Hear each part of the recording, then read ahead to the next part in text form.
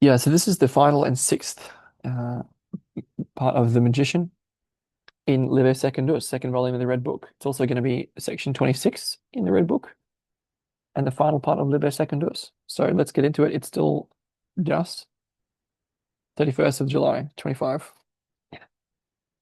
Starting page 327, bottom of, in the 2009 volume, and it's on, I don't know what page in the calligraphic, so I'll leave that. And just checking the footnotes. Yes, and so just on that thing about Odin, which we just heard, if you've been listening to the previous one, in Norse mythology, Odin was pierced by a spear and hung from the world tree Yggdrasil, where he hung for 9 nights until he found the runes, which gave him power. And so we're dealing here with Feb 23, 1914. In Black Book 4, the dialogue's with the soul, and this section begins with Jung asking her what is stopping her from getting back to his work. What is stopping him from getting back to his work? And she tells him that it's his ambition. He thought he'd overcome it, but she said that he'd simply negated it, and thus tells him the tale that follows.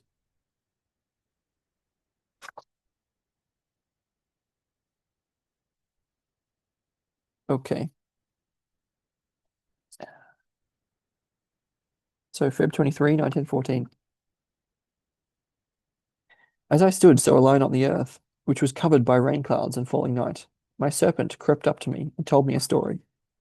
Once upon a time there was a king, and he had no children, but he would have liked to have a son. So he went to a wise woman who lived as a witch in the forest and confessed all his sins, as if she were a priest appointed by God. To this she said, Dear king, you have done what you should not have done. But since it has come to pass, it has come to pass, and we will have to see how you can do it better in the future. Take a pound of otter lard, bury it in the earth, and let 9 months pass. Then dig up that place again and see what you find. So the king went to his house, ashamed and saddened, because he had humiliated himself before the witch in the forest. Yet he listened to her advice, dug a hole in the garden at night, and placed a pot of otter lard in it, which he had obtained with some difficulty. Then he let 9 months go by. After this, After this time had passed, he went again by night to the place where the pot lay buried and dug it up. To his great astonishment, he found a sleeping infant in the pot, though the lard had disappeared. He took out the infant and jubilantly brought it to his wife. She took it immediately to her breast, and behold, her milk flowed freely. And so the child thrived and became great and strong. He grew into a man who was greater and stronger than all others. When their king's son was 20 years old, he came before his father and said, I know that you have produced me through sorcery, and that I was not born as one of men. You have made me from the repentance of your sins, and this has made me strong. I am born from no woman, which makes me clever. I am strong and clever, and therefore I demand the crown of the realm from you. The old king was startled at his son's knowledge, but even more by his impetuous longing for regal power. He remained silent and thought, What has produced you? Otterlard, who bore you? The womb of the earth. I drew you from a pot, a witch humiliated me. And he decided to let his son be killed secretly. But because his son was stronger than others, he feared him, and therefore he wanted to take refuge in a trick. He went again to the sorceress in the forest and asked her for advice. She said, Dear king, you confess no sin to me this time, because you want to commit a sin. I advise you to bury another pot with otter's lard and leave it to lie in the earth for 9 months. Then dig it out again and see what has happened. The king did what the sorceress advised, and thenceforth his son became weaker and weaker. And when the king returned to the place where the pot lay after 9 months, he could dig his son's grave at the same time. He lay the dead one in the fosse behind the empty pot, or the fosse, I'm not sure. But the king was saddened, and when he could no longer master his melancholy, he turned yet again to the sorceress one night and asked her for advice. She spoke to him, Dear king, you wanted a son, but the son wanted to be king himself, and also had the power and cleverness for it. And then you wanted your son no more. Because of this, you lost your son. Why are you complaining? You have everything, dear king, that you wanted. But the king said, You are right, I wanted it so. But I did not want this melancholy. Do you have any remedies against remorse? The sorcerer spoke, Dear king, go to your son's grave, fill the pot again with otter's lard, and after 9 months see what you find in the pot. The king did this, and as he had been commanded, and henceforth he became happy and did not know why. When the 9 months had passed, he dug out the pot again. The body had disappeared, but in the pot there lay a sleeping infant, and he realized that the infant was his dead son. He took the infant to himself, and henceforth he grew as much in a week as other infants grow in a year. And when 20 weeks had passed, The son came before the father again and claimed his realm, but the father had learned from experience and already knew for a long time how everything would turn out. After the son had voiced his demand, the old king got up from his throne and embraced his son with tears of joy and crowned him king. And so the son, who had thus become king, was grateful to his father and held him in high esteem, as long as his father was granted life.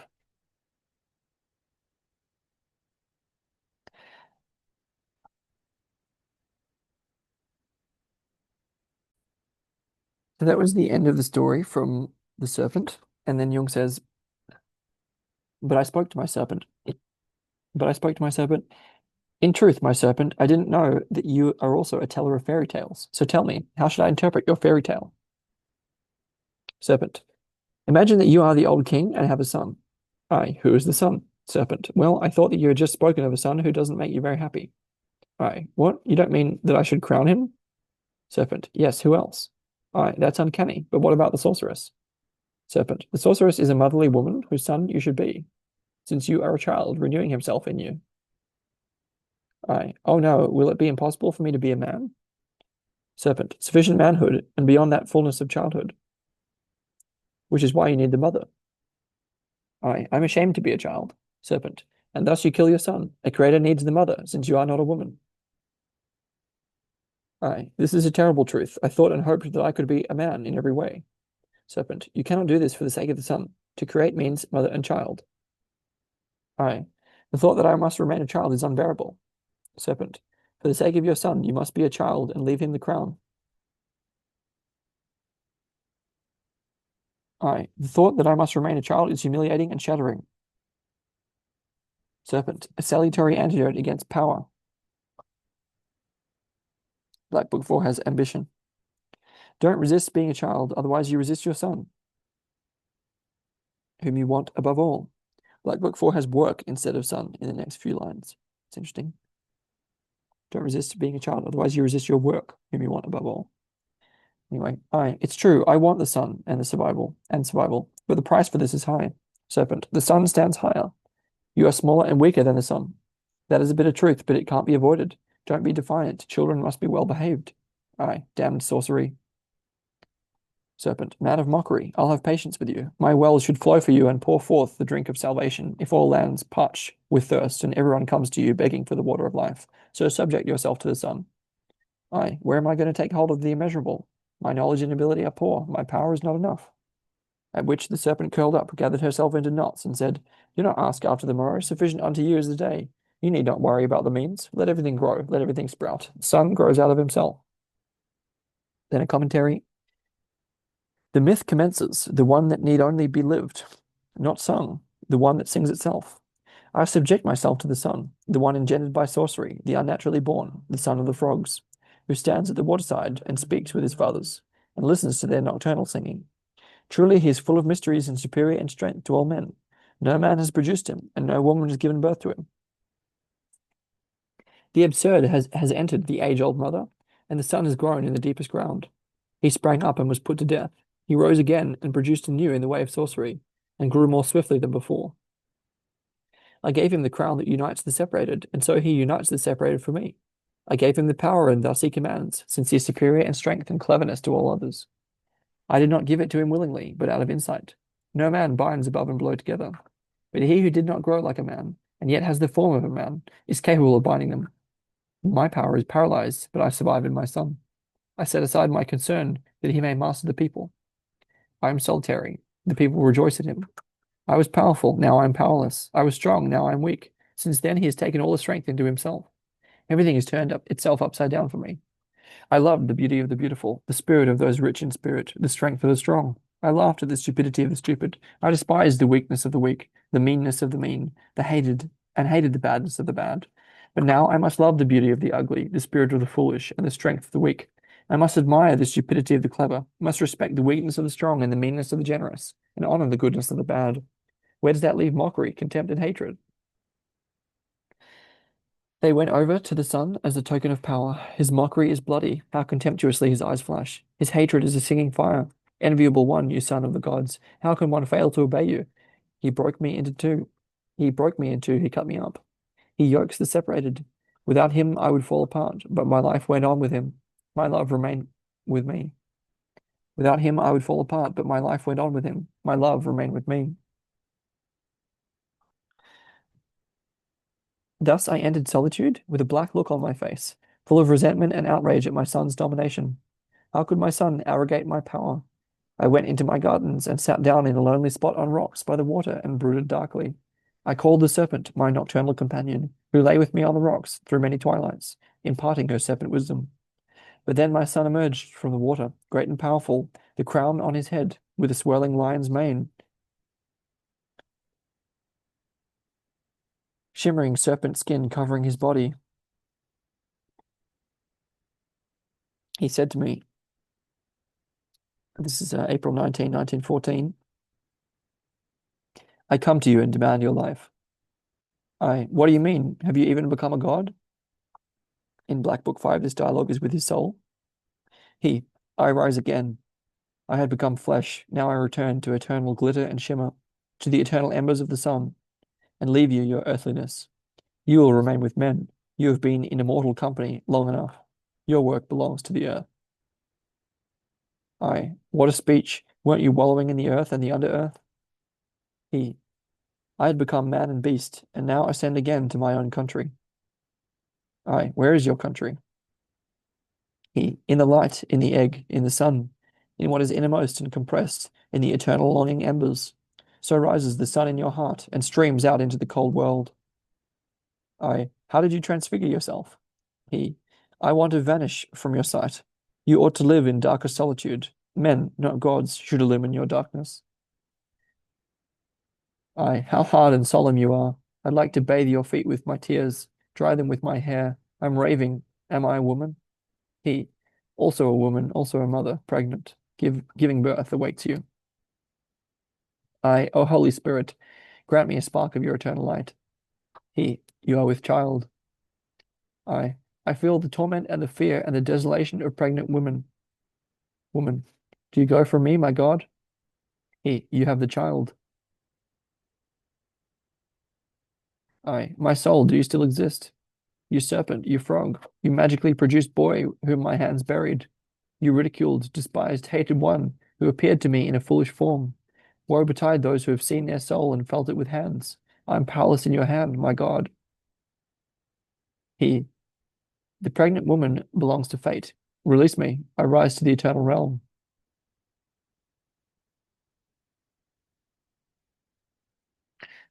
Will I never hear your voice again? Oh, damned deception.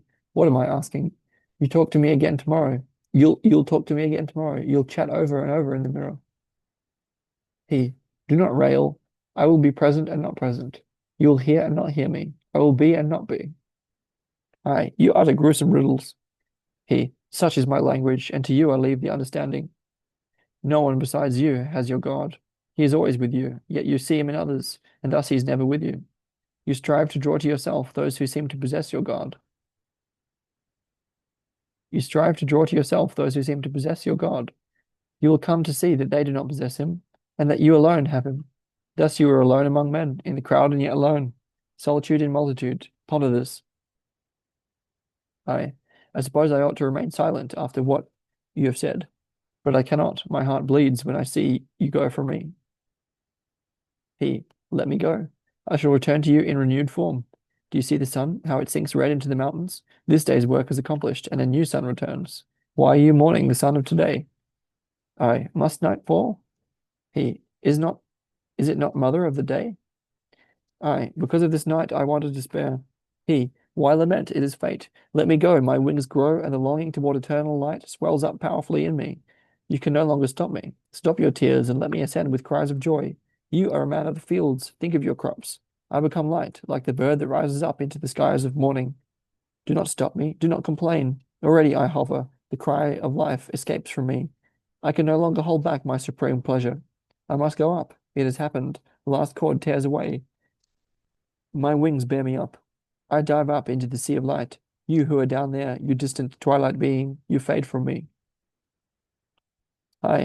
Where have you gone? Something has happened. I am lamed. Has the god not left my sight? Where is the god? What has happened?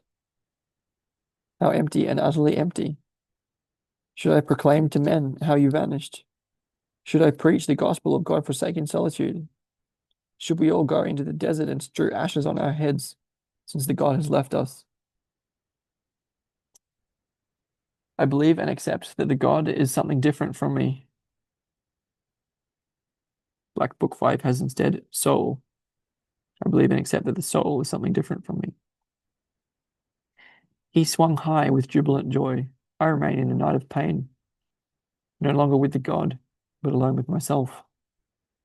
No longer with my soul, but alone with myself. Now shut, you bronze doors I opened to the flood of devastation and murder brooding over the peoples, opened so as to midwife the God.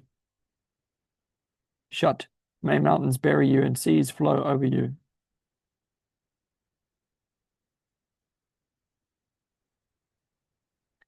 I came to myself, a giddy and pitiful figure. My eye, I didn't want this fellow as a companion. I found myself with him. I found myself with him. I prefer a bad woman or a wayward hound, but one's own eye, this horrifies me. The remainder is added in the draft. An opus is needed that one can squander decades on and do it out of necessity. I must catch up with a piece of the Middle Ages within myself. We have only finished the Middle Ages of others. I must begin early, in that period when the hermits died out. Asceticism, Inquisition, torture are close at hand and impose themselves. The barbarian requires barbaric means of education. My eye, you are a barbarian. I want to live with you. Therefore, I will carry you through an utterly medieval hell until you are capable of making living with you unbearable. Sorry, until you are capable of making living with you bearable. You should be the vessel and womb of life. Therefore, I shall purify you. The touchstone is being alone with oneself. This is the way. And on that line, I must begin early in that period when the hermits died out. The footnote. In 1930, Jung stated, a movement back into the Middle Ages is a sort of regression, but it is not personal. It is a historical regression, a regression into the past of the collective unconscious. This always takes place when the way ahead is not free, when there is an obstacle from which you recoil, or when you need to get something out of the past in order to climb over the wall ahead. Yes, and around that time he began working intensively on medieval theology. Yes, which we saw in chapter 1, the type problem in the history of the mind in antiquity and the Middle Ages.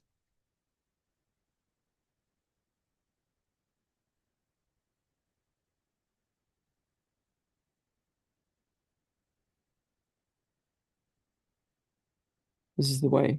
At this point, the handwritten draft has finis surrounded by a box. May I just read that again?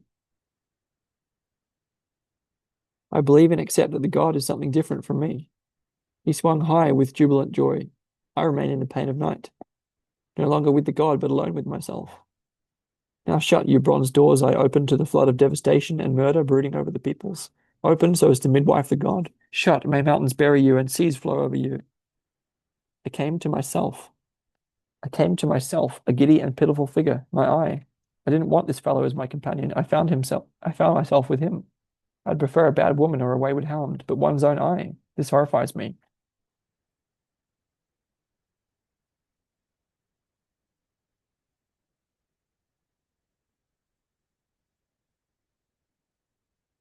An opus is needed that one can squander decades on and do it out of necessity. I must catch up with a piece of the Middle Ages within myself. We have only we have only finished the Middle Ages of others. We've only finished the Middle Ages of others. I must begin early, in that period when the hermits died out. Asceticism, Inquisition, torture are close at hand and impose themselves. The barbarian requires barbaric means of education. My eye, you are a barbarian. I want to live with you. Therefore, I will carry you through an utterly medieval hell until you are capable of making living with you bearable. You should be the vessel and womb of life. Therefore, I shall purify you. The touchstone is being alone with oneself. This is the way. Finis. That being the sixth and final section in The Magician, at the close of Liber Secundus, second volume of the Red Book. There are 41 remaining pages in the scrutinies and appendixes, which are going to occupy my next few days. Thank you kindly for your time and attention.